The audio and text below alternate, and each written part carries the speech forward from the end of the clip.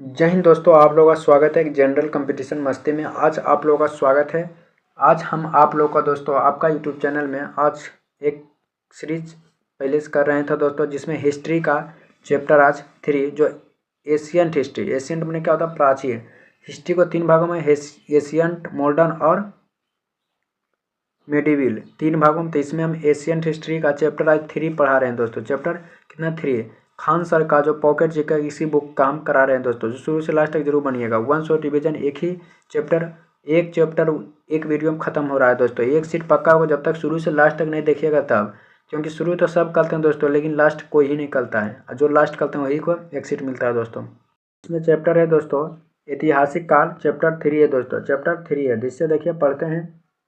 इसके बारे में लिखित स्रोत उपलब्ध है, इसके बारे में लिखित स्रोत उपलब्ध है, इसे पढ़ा भी जा सकता है। इसके अंतर्गत वैदिक काल से लेकर अभी तक का समय है दोस्तों, अभी तक का समय। इतिहास को देखिए, इतिहास, पुरातात्विक, विदेशी यात्री और साहित्य। पुरातात्विक सिक्का, अभिलेख और साहित्य में धार्मिक और गैर धार्मिक। धार्मिक है ब्राह्मण और गैर ब्राह्मण। अब ब्राह्मण में भी देखिए दोस्तों, आज टोटल के टोटल आज ही पढ़ेंगे टोटल, इसमें वेद, उपवेद, वेदांग, पुराण, उपनिषद, महाकाव्य, जैन धर्म, बौद्ध धर्म, टोटल के टोटल आज ही पढ़ेंगे दोस्तों। एक वीडियो बहुत लंबा हो गई वीडियो दोस्तों, ज़्यादा तो नहीं, 40 से 45 मिनट में पूरा खत्म। सोचिए इसको हम 40 से 45 मिनट में ख़त्म कर देंगे। 1 शॉट रिवीजन के लिए बहुत हेल्पफुल होगा, इसको प्लेलिस्ट सेव कर लीजिएगा। सिक्कों का अध्ययन नेमोस्टिक्स कहला जाता है। सिक्कों का अध्ययन नेमोस्टिक्स कहलाता है दोस्तों। टेराकोटा का सिक्का मिट्टी का बना होता है। टेराकोटा का सिक्का मिट्टी का बना होता है। यह सिंध सभ्यता में बना था, यह सिंध सभ्यता में बना था। मौर्य काल के समय आहत या पंचमार्क सिक्का का प्रयोग होता था। आहत सिक्का पर लिखावट नहीं होते थे, आहत सिक्का पर लिखावट नहीं होते थे, केवल यह चित्र बने होते थे, केवल चित्र बनाते थे।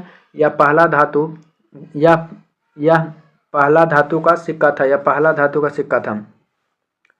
पर्ण चांदी के सिक्का थे दोस्तों, पर्ण चांदी के सिक्का थे जो मौर्य काल में प्रचलित हैं, जो मौर्य काल में प्रचलित हैं। सीसा का सिक्का सातवाहन काल में प्रचलित हैं, सीसा का सिक्का सातवाहन काल में प्रचलित हैं। पहली बार सोने का सिक्का यूनानी शासकों द्वारा प्रचलित हुआ था, पहली बार सोने का सिक्का यूनानी शासकों द्वारा प्रचलित किया गया था। शुद्ध सोने का सिक्का कुषाण शासकों द्वारा प्रचलित किया गया था, शुद्ध सोने का सिक्का कुषाण शासकों द्वारा प्रचलित किया गया था। सर्वाधिक मात्रा में तथा सबसे अधिक अशुद्ध सोने की सिक्का गुप्त काल में ही प्रयोग हुआ था, सबसे ज़्यादा भी में, लेकिन अशुद्ध सिक्का। इसे समय स्कंद गुप्त का शासक थे, इस समय स्कंद गुप्त का शासक थे। चांदी का सिक्का गुप्त काल के चंद्रगुप्त द्वितीय या विक्रमादित्य के समय में प्रचलित हुआ था। चांदी का सिक्का गुप्त काल में चंद्रगुप्त द्वितीय या विक्रमादित्य के समय में प्रचलित हुआ था। राजा रानी का सिक्का गुप्त काल में चंद्रगुप्त द्वितीय विक्रमादित्य के समय में प्रचलित हुआ था दोस्तों। अगला पॉइंट है मयूर शैली का सिक्का। मयूर शैली का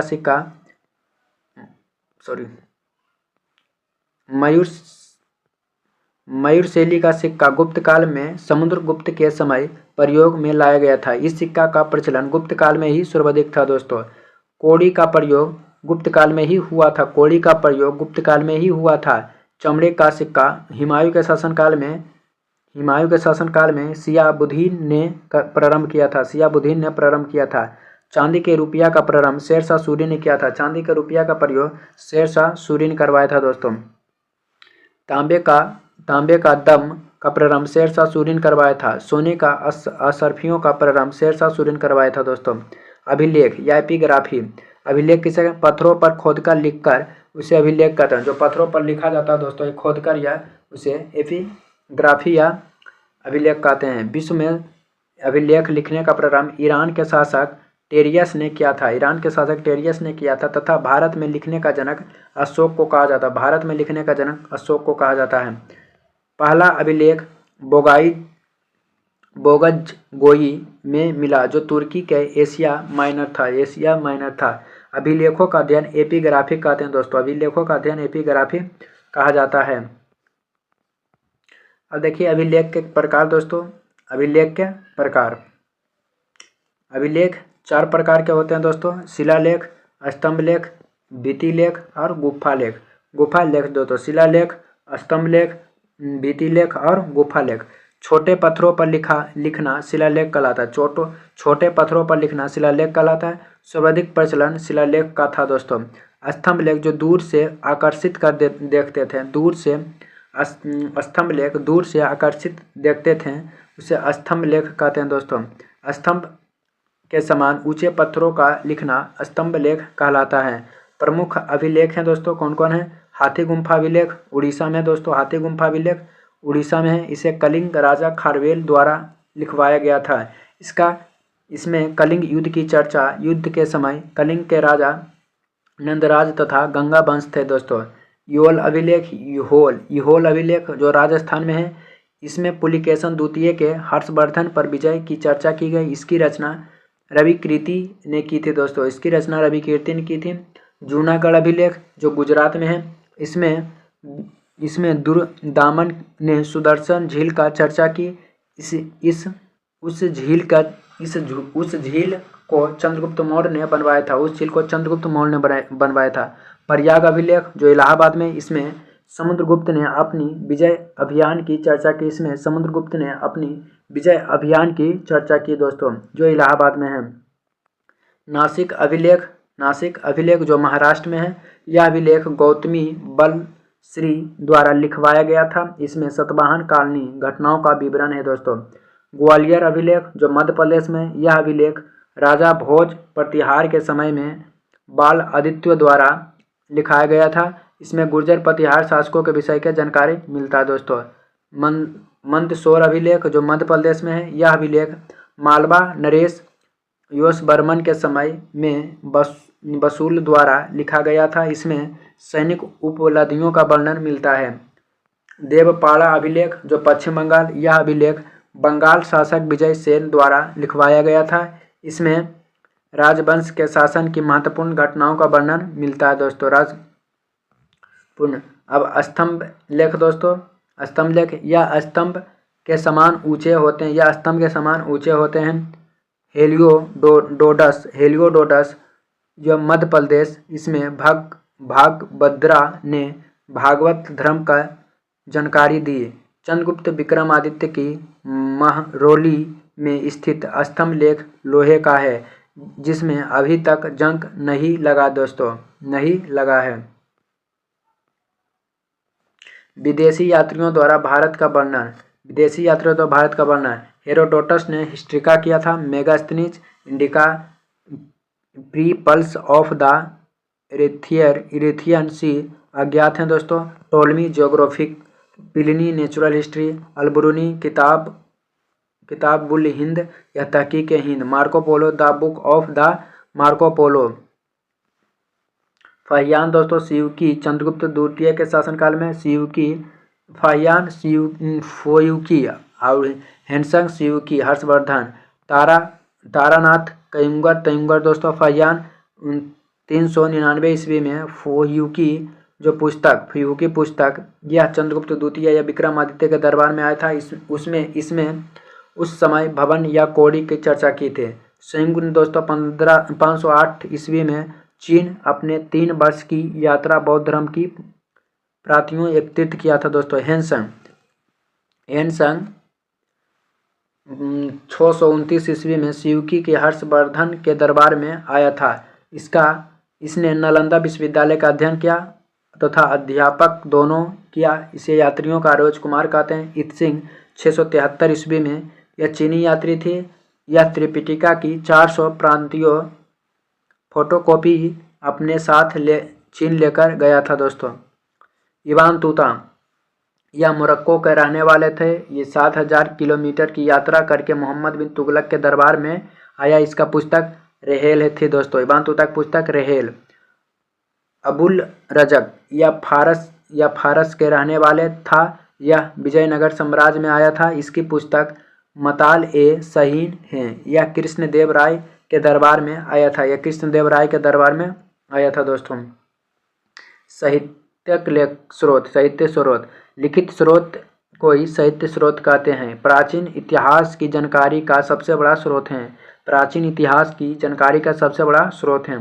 गैर धार्मिक स्रोत, इसका संबंध किसी भी धर्म से नहीं है दोस्तों। गैर धार्मिक स्रोत किसी भी। पहला है दोस्तों मनुस्मृति, इसकी रचना मनु ने की। यह राजनीतिक से संबंधित पहली पुस्तक है। इसमें महिलाओं एवं दलितों का नीचे दिखाया गया है। इसमें महिलाओं और दलितों को नीचे दिखाया गया है। अर्थशास्त्र, इसका संबंध राजनीतिक से है। इसका रचना चाणक्य ने किया। अर्थशास्त्र, मैकियावेली की रचना द प्रिंस के समान है। चाणक्य को भारत का मैकियावेली कहते हैं। अर्थशास्त्र का प्रकाशन समाजशास्त्री द्वारा किया गया। इसमें 15 अधिकरण है दोस्तों, इसमें 15 अधिकरण है। पंचतंत्र, विष्णु शर्मा की पुस्तक, जिसमें 15 भारतीय और 40 विदेशी भाषाओं का अनुवादित किया गया है। मृच्छकटिम, जो शूद्रक ने मृच्छकटिम पुस्तक लिखी, जिसका अर्थ होता है मिट्टी का खिलौना।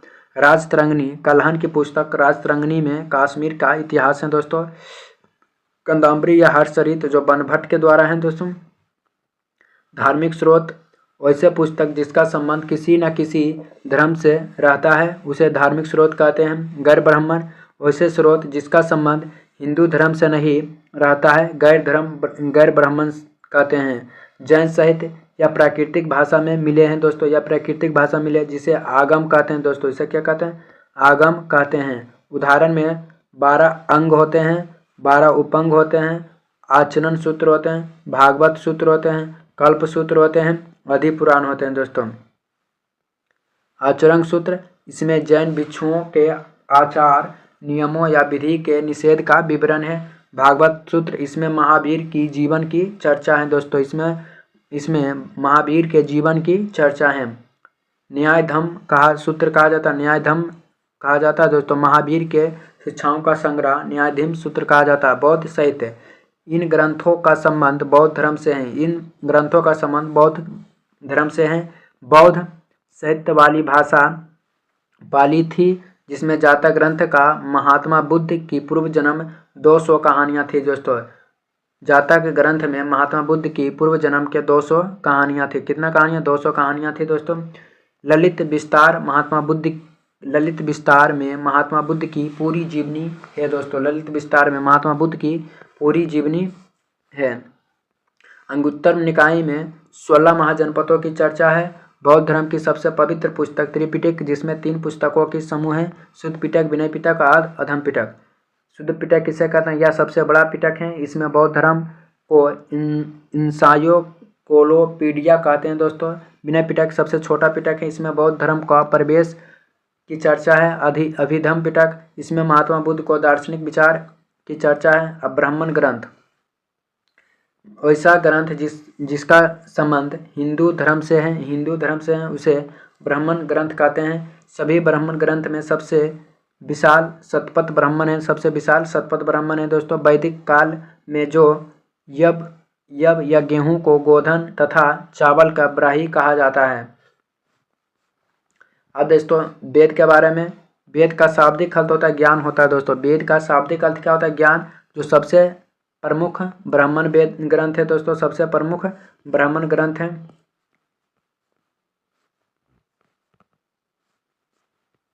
इसमें देखिए वेद के बारे में दोस्तों, वेद हैं दोस्तों ऋग्वेद, सामवेद, यजुर्वेद, अथर्ववेद। वेद की संख्या 4 होते हैं दोस्तों। इसको ज्ञानी होत्र हैं, उद्गत हैं, यजुर्वेद हैं, ब्राह्मण हैं दोस्तों। ब्राह्मण ग्रंथ से ऐत्रेय, पंचविंश, ऐत्रेय या तैत्तिरीय, शतपथ, गोपपथ, इसे उपवेद हैं दोस्तों। आयुर्वेद बोला जाता है, गंधर्ववेद बोला जाता है, धनुर्वेद और शिल्पवेद। इसका प्रजापति थे नारद थे, विश्वामित्र थे और विश्वकर्मा थे दोस्तों।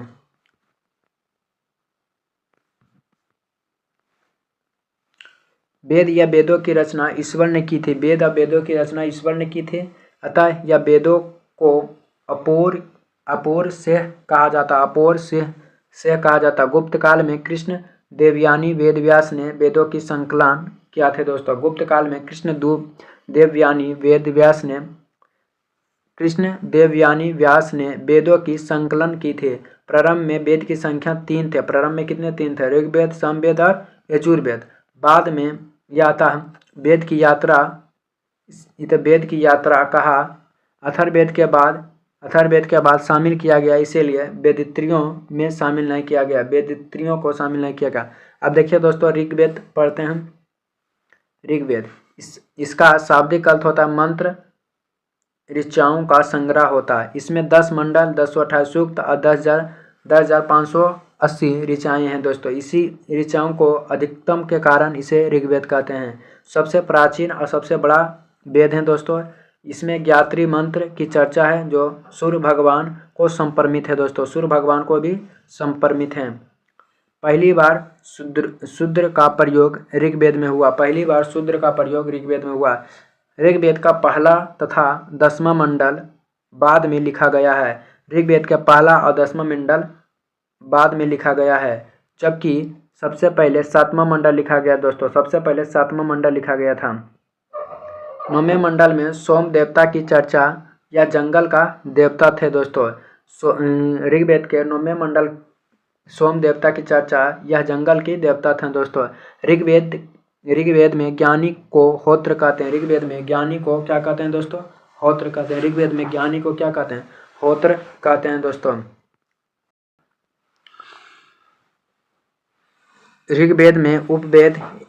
ऋग्वेद का उपवेद आयुर्वेद है दोस्तों, जिसमें चिकित्सक की चर्चा इसके ज्ञानी का प्रजापति कहते थे। इसे ज्ञानी का प्रजापति। इसमें 10 राग युद्ध की चर्चा है। समवेद, सम का अर्थ होता है गाना दोस्तों। सम का अर्थ क्या होता है? गाना। इसमें 549 मंत्र हैं, किंतु वास्तव में 75 मंत्र समवेद के हैं। बाकी मंत्र ऋग्वेद से ग्रहण किया गया है दोस्तों। समवेद में भारतीय संगीत का 7 स्वर्ग हैं दोस्तों। भारतीय संगीत के कितने स्वर्ग होते हैं? 7। सा रे गा मा प धा नी की चर्चा है दोस्तों। यह संगीत यज्ञ के समय गाए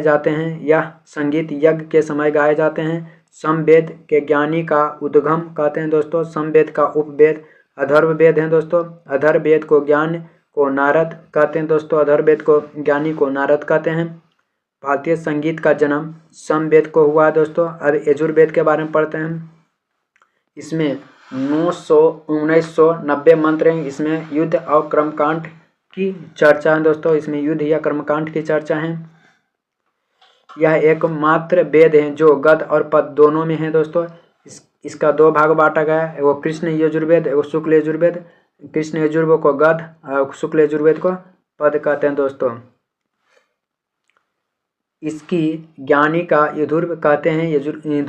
यजुर्वेद को उपवेद में धनुर्वेद कहते हैं। धनुर्वेद के ज्ञानी को विश्वामित्र कहते हैं। अगला है चौथा दोस्तों अथर्ववेद। इसकी रचना सबसे बाद में हुआ है, उसे उत्तर वैदिक काल में हुआ, जो 5849 मंत्र जो 731 सूक्त हैं। इसमें जादू टोना, वशीकरण, रोग निवारण, औषधि इत्यादि की चर्चा है दोस्तों।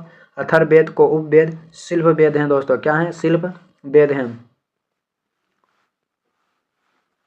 अथर्ववेद को ज्ञानी को ब्राह्मण कहा जाता है। अथर्व ऋषि इस वेद को लिखा था। अथर्ववेद में ही सर्वप्रथम मगध, अंग और राजा परीक्षित के बारे में उल्लेख हुआ है दोस्तों। उपवेद दोस्तों,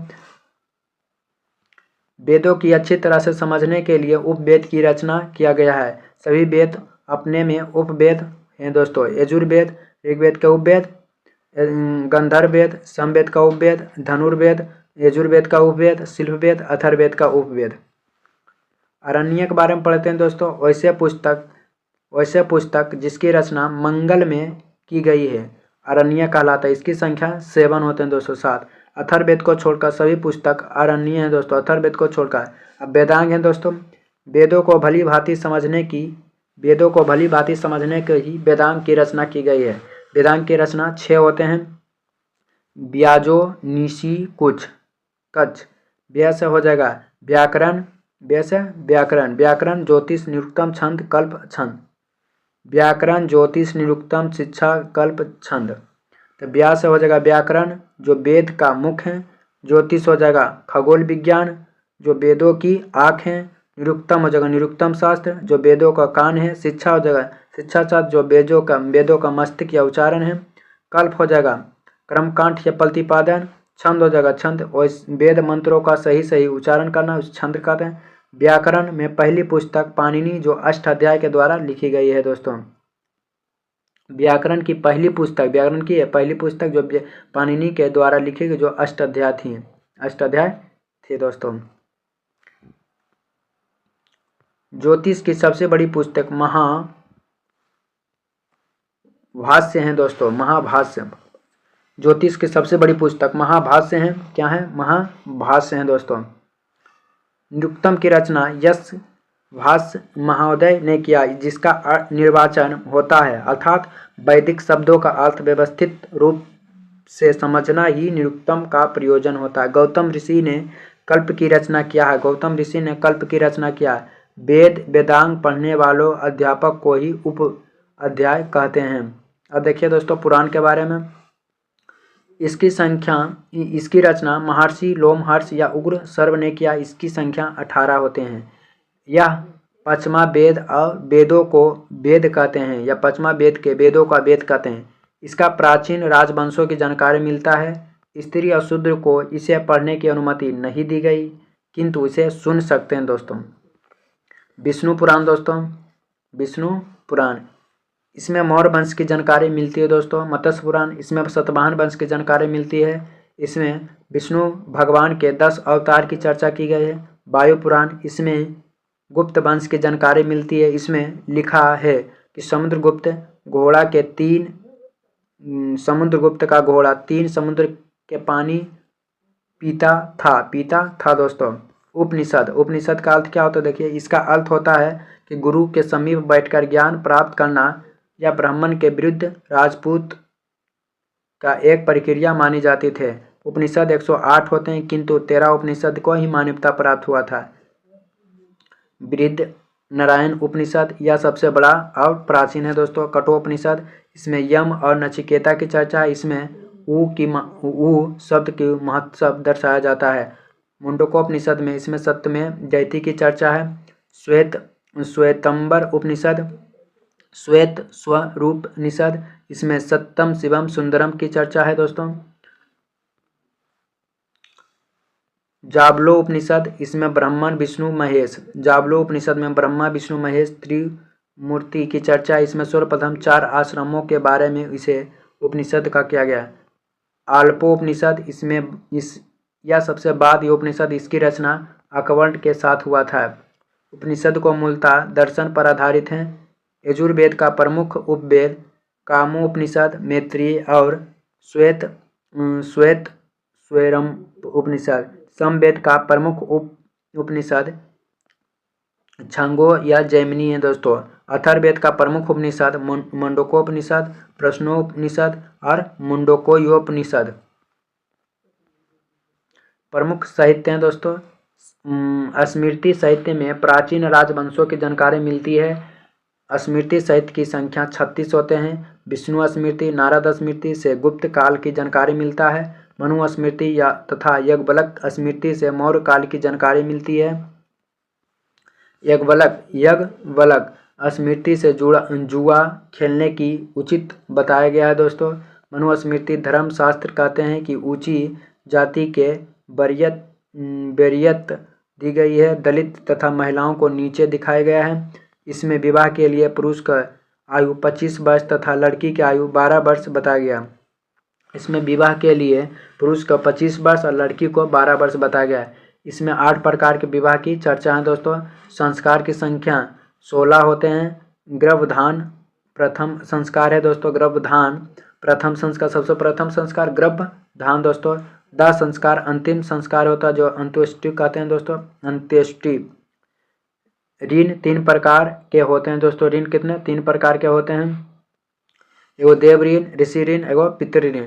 देव ऋण जो धार्मिक अनुष्ठान जिससे मुक्ति मिलता है दोस्तों, मुक्ति मिलता है। धार्मिक अनुष्ठान करे इससे मुक्ति मिलता है। ऋषि ऋण, इसमें अपने पुत्र की शिक्षित कर इससे मुक्ति मिलता है, इसे ऋषि ऋण कहते हैं। पितृ ऋण, संतान उत्पन्न कर इससे ऋण को छुटकारा पाया जाता है दोस्तों। पुरस्कार 4 प्रकार के होते हैं दोस्तों। धर्म, अर्थ, काम, मोक्ष। धर्म सामाजिक नियमों की व्यवस्था है। अर्थ आर्थिक संसाधन है। काम शारीरिक सुख भोग है। और मोक्ष आत्मा का उद्धार है दोस्तों। महाकाव्य 2 युग है दोस्तों, एगो रामायण, एगो महाभारत। रामायण की रचना महर्षि वाल्मीकि प्रारंभ में 12,000 श्लोक थे, किंतु 24 वर्तमान में 24,000 श्लोक हैं। इसे गुप्त काल में पूरा किया गया था। अकबर के समय रामायण का फारसी भाषा में अनुवाद बदुआइन ने की थी। यूनी ने की थी। इसे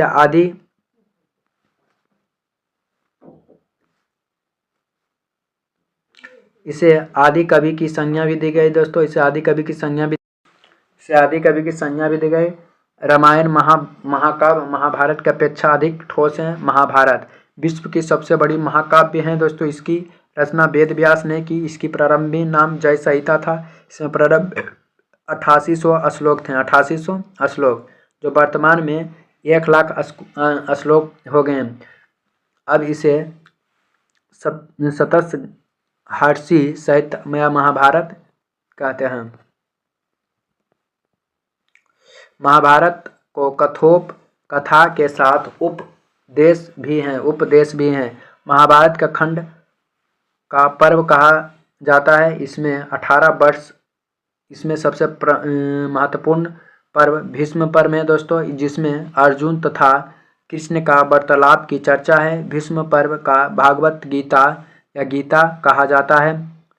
अकबर के समय महाभारत को फारसी भाषा में रजनामा नाम का अनुवादन किया था। रजनामा। अकबर के समय महाभारत की फारसी भाषा में रजनामा नाम से प्रसिद्ध यह भाषा अनुवादित हुआ। वैदिक काल। इस काल में वेदों की रचना की गई। इसे वैदिक काल कहा जाता है। यह पूर्णतः ग्रामीण सभ्यता थी। वैदिक काल 1500 से 600 ईसा पूर्व का था। एगो संक्रमण काल।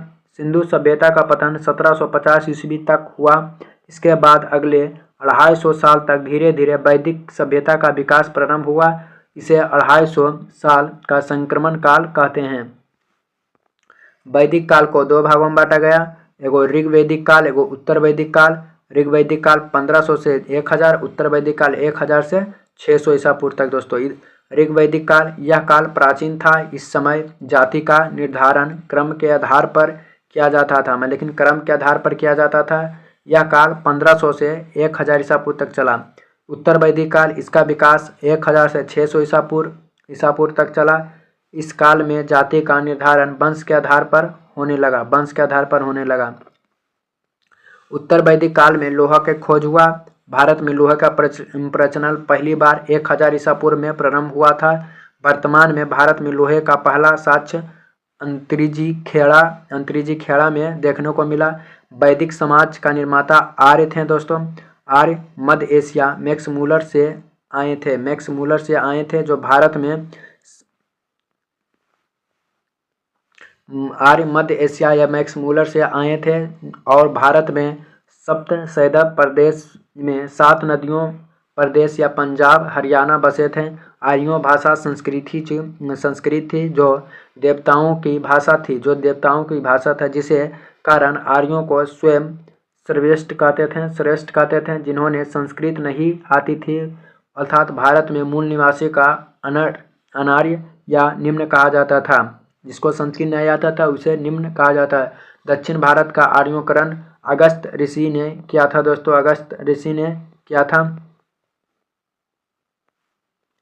उत्तर भारत का आर्योकरण राजा विदेही को पुरोहित पंडित या गौतम राहुलगढ़ ने किया, किंतु यह गंगा नदी को पार करके पटना नदी नहीं पहुंचा पाया, जिसके कारण से अथर्ववेद में पाटलिपुत्र का अछूत की भूमि कहा गई है और यह गंगा जल को पवित्र नहीं माना गया है। इसी सबसे प्रिय पशु गाय हैं दोस्तों। इसी समय सबसे प्रिय पशु गाय हैं जो समृद्धि को संकेत थी। गाय की हत्या करने पर मृत्युदंड दिया जाता था।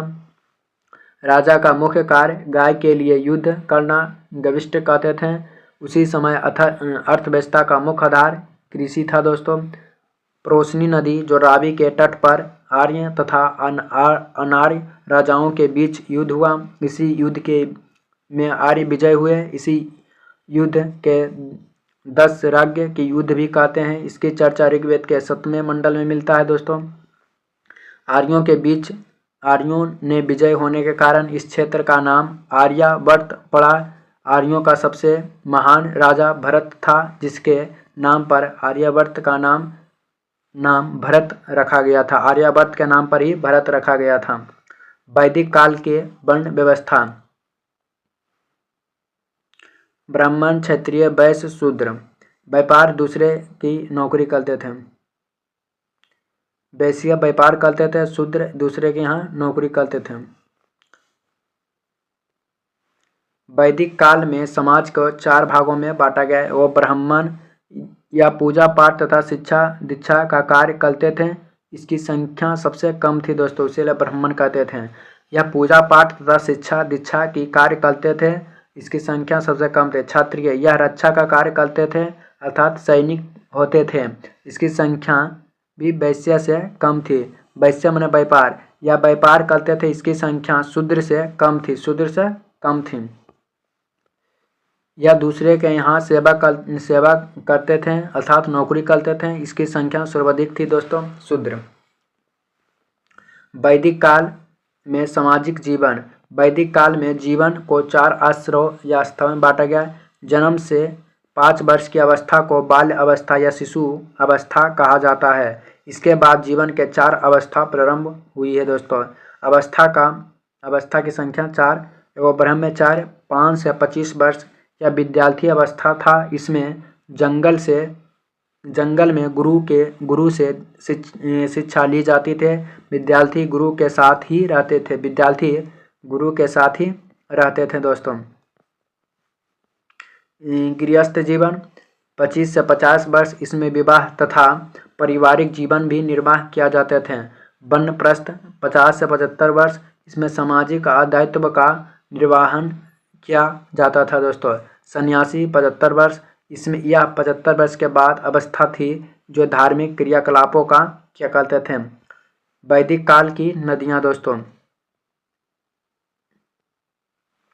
सिंधु को हिंडस कहा जाता,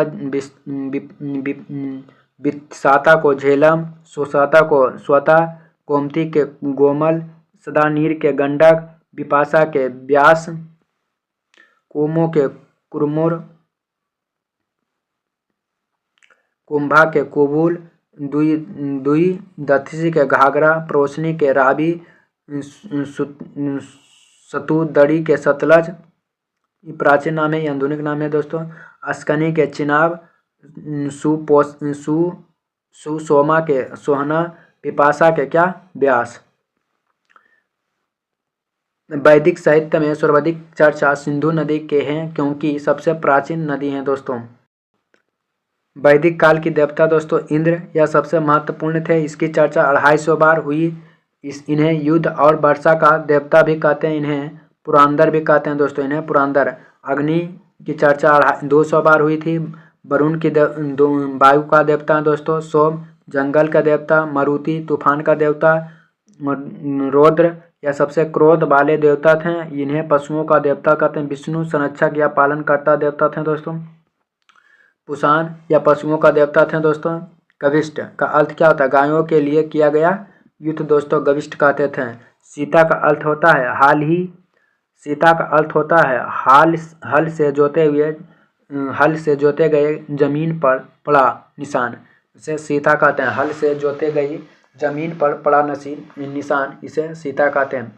वैदिक काल की प्रमुख देवी उरुषि प्रभात की देवी हैं। अरण्य जंगल की देवी है। संकट हरने वाली इला सभी देवताओं के देवी आदिति। अगला है वैदिक काल की सामाजिक व्यवस्था दोस्तों। इस समय का सबसे बड़ा पद राजा को होता था, जिसे जनता चुनती थी। राजा किसी भी निर्णय को लेने से पहले विभिन्न समितियों में बैठकर इसकी चर्चा करते थे दोस्तों। वैदिक काल में 3 प्रकार संगठन होते थे। एगो सभा निम्न साधारण लोगों की संगठन थी, इसकी चर्चा 8 बार की गई दोस्तों। समिति उच्च वर्ग के लोगों की संगठन थी, इसकी चर्चा 9 बार की गई थी। विदेथ सबसे महत्वपूर्ण संगठन थी, इसकी चर्चा 122 बार की गई है।